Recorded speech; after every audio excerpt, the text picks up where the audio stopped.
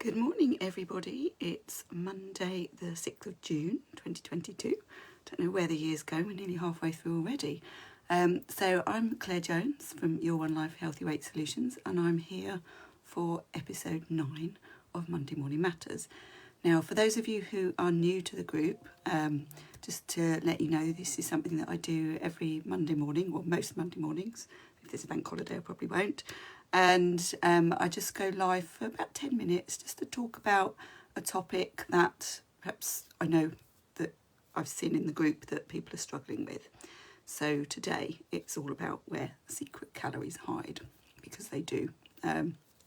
So if you are watching live, it would be lovely if you could say hello, so I know that somebody's here and I'm not talking to myself.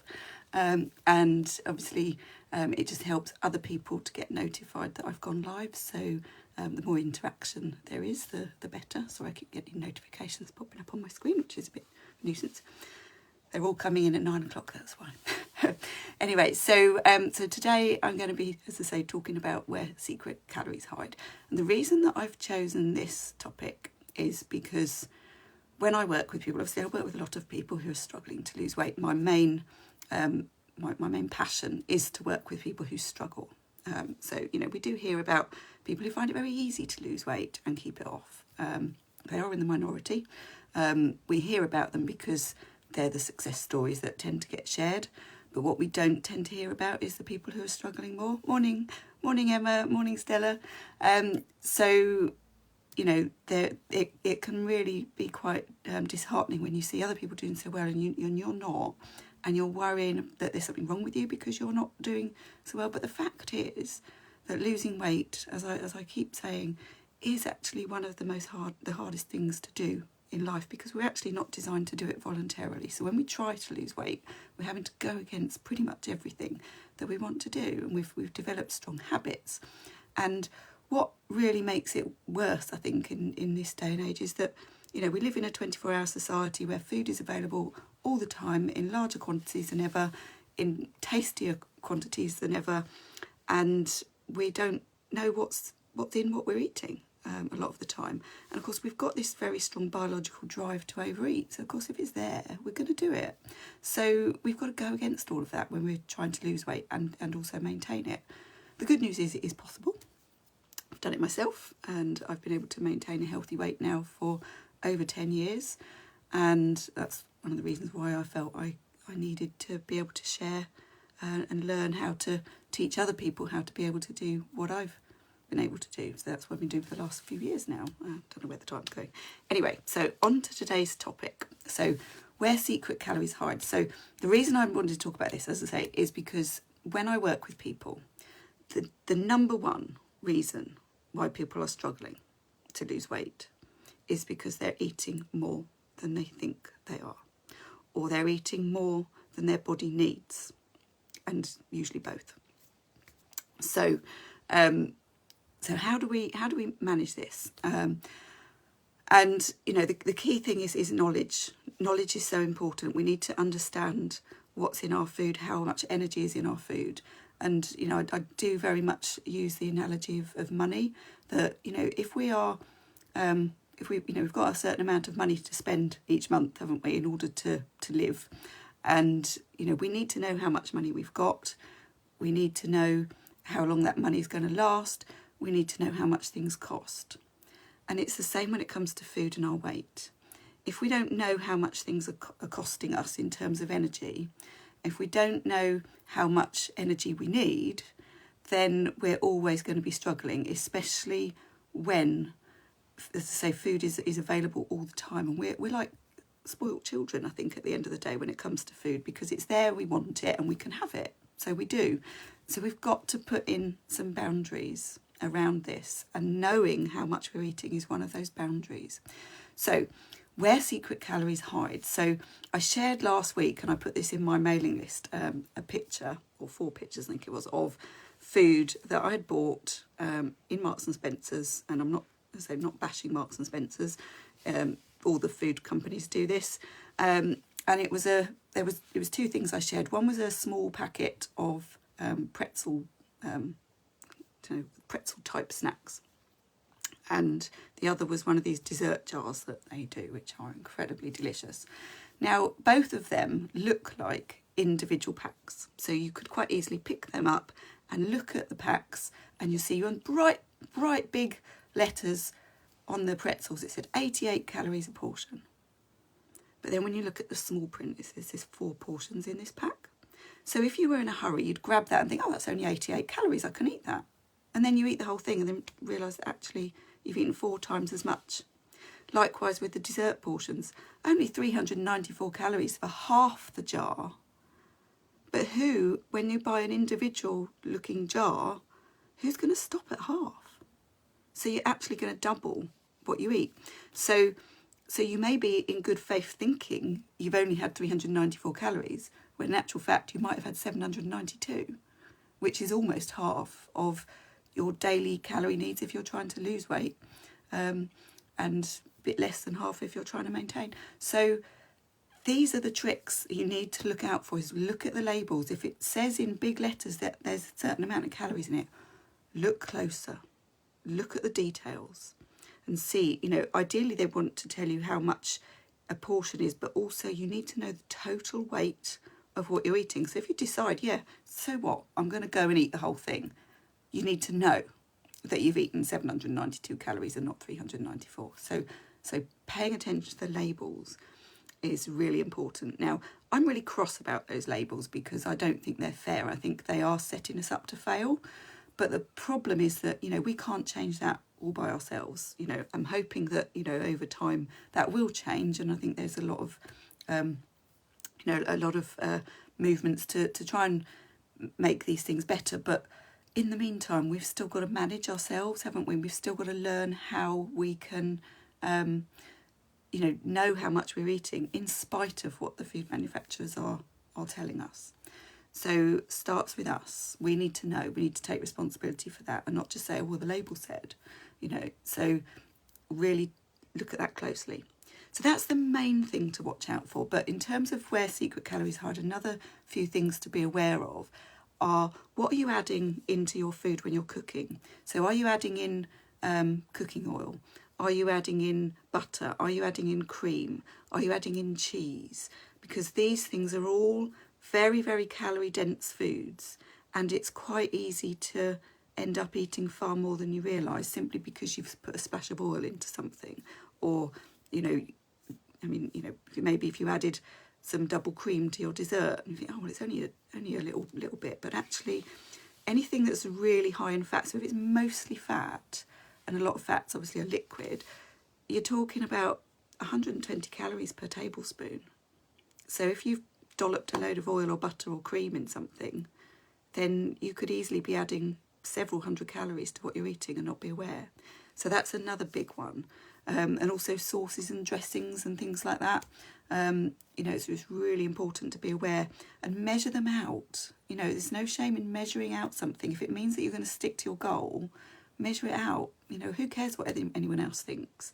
If you need to do that in order to make sure that you still want to have the dressing, but you don't want to have too much, then get to know your portions of those and maybe look for substitutes. So for example, if I'm going to have, I love fried eggs, I love poached eggs, I love scrambled eggs, I love eggs.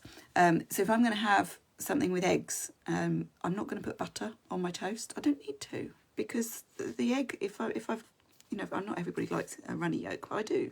So, if my egg yolk is going to be runny, I don't need butter because it's already going to be, tasty enough without the butter.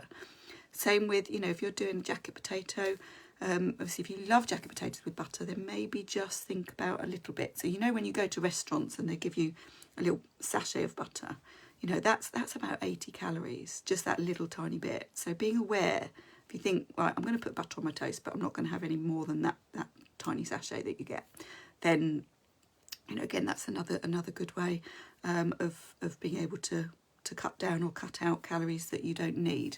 Obviously, there's various alternatives that you can have instead of double cream, so you can have creme fraiche.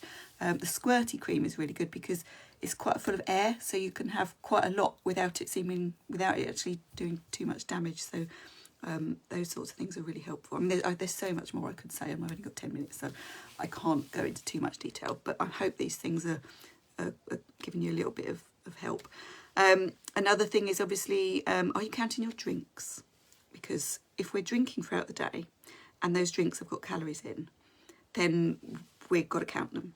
If we're trying to be aware of how many calories we're having, we've got to make sure that we know how many drinks we can accommodate. And I'll give you a really good example: coffee and tea.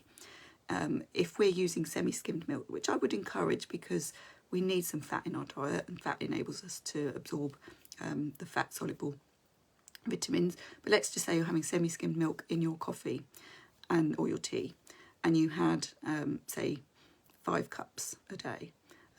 That is going to be around about 35 calories a cup.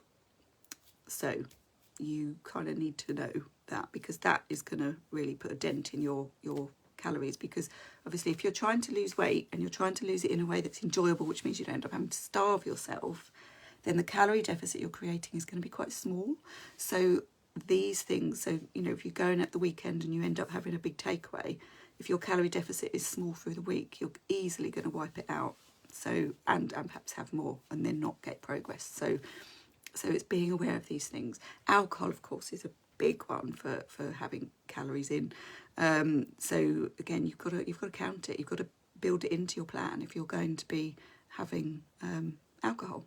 Again, I'm not anti-alcohol, I'm not anti anything, but it's just making sure that you know what you're doing, that you know the impact that these things are going to have, so you can plan for them, plan ahead. Are you aware of how many snacks you're having and how much they're adding up? Because if you imagine, you've got, supposing you're aiming for about 15 or 1600 calories a day, and that you could spread, say if you spread that between 3 meals of 400 calories, then that's 1200 calories for your meals, which means there's only 300 calories left for snacks. But if you're constantly grazing throughout the day, or you're having snacks but you're not counting how many you're having, you could easily have as much as your meals. This is what people say to me. I'm having as many snacks as in my meals. And of course that's a big problem, because we're potentially doubling our intake. And if we know that the average, and nobody's average, but the ballpark figure is, for maintenance, we're looking at about 1,800 to 2,000 calories. Obviously, it does depend on body size, activity, all of those sorts of things. But yeah, that we've all got our own level. So if we're aiming for 1,500, but we're having snacks that take us over that, then we could end up eating actually more than we need. So really be mindful about the snacks, and writing things down. I do talk a lot about tracking, because tracking is a very useful way of understanding what we're doing. So but even if you literally just wrote down what you ate, even if you didn't write down the calories, even if you just wrote down what you ate each day, it might be quite eye-opening for you to see what's going on, because we're not hardwired to pay attention to what we're eating. So we have to, in this day and age, if we want to maintain a healthy weight or reach a healthy weight, because society is set up against us. So we've got to find ways of managing it. Writing stuff down is great. It helps in many areas of our lives, not just in terms of what we're eating. And there's nothing wrong with doing that. There's nothing obsessive about it. It's a necessity if you need to know what's going on. So yeah, don't it all comes down to how we perceive this. If we perceive it as a benefit, if we perceive it as actually this is going to help me to get my results, we don't have to get obsessive about it, as long as we're staying objective and not getting emotional about it. And obviously, if you are getting emotional about it, that's a topic for another day. And again, it's something I can help with. Another one, are you eating leftovers? So if you finish your plate but then you carry on nibbling, it's all too easy to not count them, or somebody else's leftovers, of course. If you've got children, it's very easy to eat the leftovers, so get rid of them straight away. Don't leave them lying around, and whether that be in the bin or in the fridge or whatever, just get rid of them. If you're eating out, one of the problems that, well, it is a problem, not these days, but it used to be a big problem for me, was I would want the starter, the main and the dessert. And of course, I'd eat the starter, be full up by the time I'd finish the starter, still eat the main, and then bloody hell, I'm coming out, so I'm bloody well going to have a dessert. Of course, that really wasn't helping me. I'll just end up feeling rubbish afterwards, and guilt and all of those things. Why did I eat that much? You know. So these days when I go to a restaurant, I either I have to choose starter or dessert. I'm not going to have both, because if I do, I'm just going to feel awful later, and it's not worth it. So if I want the starter, I have the main, no dessert. I won't want a dessert by then anyway. But equally, I don't always have a dessert. I only have a dessert if I actually decide to at the time, and quite often I'll think about, can I take it home with me so I can have it later when I'm actually hungry, rather than eat a dessert just because it's there. So these are, again, things that you can do to kind of help that. And of course, when you eat out, really be mindful of the fact that they do chuck an awful lot of oils and dressings and things in there that you perhaps wouldn't do at home. So it is going to ramp the calories right up. Calories are on the menu now, which is, I think, can be a bit horrifying, but also helpful depending on how you look at it. And then finally, just making sure that you are perhaps taking, what was I going to say, sorry. Yeah, just taking your time over eating. So I couldn't read my handwriting for a minute. So just make sure whatever you're eating it nice and slowly, because if we're eating fast, we're not going to digest it properly, for one, but we're also not going to give our brains the chance to catch up that we're no longer hungry. So by eating slowly, whatever it is, we can really help our bodies to understand that they've had enough and be able to stop before the point where we've eaten too much. So that's just something to really bear in mind. And when you do have a snack, make sure that your snacks contain all of the different food groups. So don't just have a piece of fruit on its own. Have it with perhaps a few, and when I say a few, I mean a few nuts. So just a flat of your palm, no overlapping, with a piece of fruit can be really helpful, because it will help you to stay fuller for longer and be more satisfied. And not to mention, it's really good for our health to be eating all the food groups at the same time. There's loads of different snacks that you can have, and I'll put some information in the group about different kinds of snacks that you can eat that will help to kind of keep you satisfied. So I think that's it. I'm just looking at my list to see if there's anything else I've forgotten to mention. But I hope that's helpful. Do obviously let me know in the comments if you have any questions, whether you're watching this on replay or still watching live. I can see there's a few people on, which is lovely.